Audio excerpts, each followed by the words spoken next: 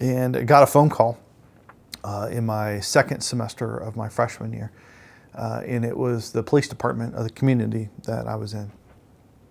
And they said, we have some questions about Don Corley.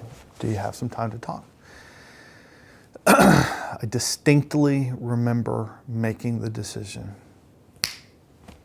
I'm going to talk. I'm going to talk. And that conversation was probably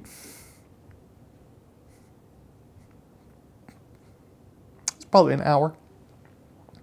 Felt like an hour. Could have been shorter, but it felt like it was an hour. And the police were asking me questions. And I would answer. And I acknowledged that I had been abused and talked about the dates.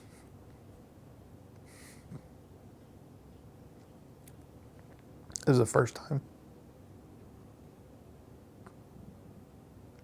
Don't know why I'm tearing up now.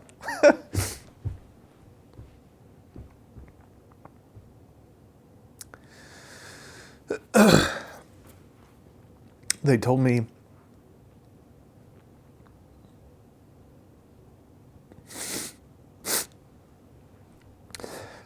sorry, David. Apologies.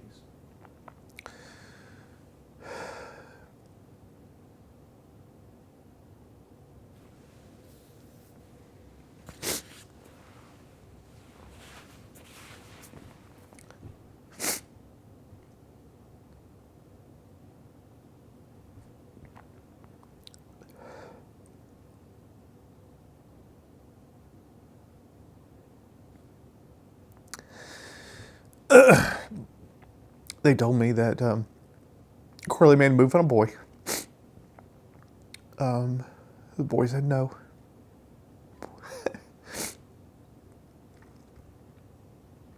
He told his parents. Parents went to the police. Police started an investigation. And they found more and more and more boys. A lot of them younger than me.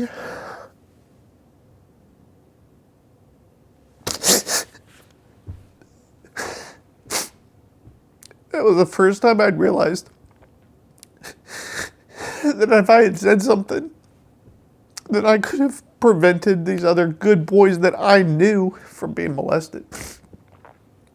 And so, it still hurts. I wish I had said something. Because I knew at the time it wasn't just me. I didn't know how many victims at the time, but when I was, during that 5 years when I was being molested, I knew of personally 2 other boys. And I had strong suspicions about many others. And it was pretty selfish for me to say, I'm just going to go off and close and just ignore the problem. But the police, when they kept asking around and talking about it, they would always ask the people they were talking to, is there anybody else that we need to talk to?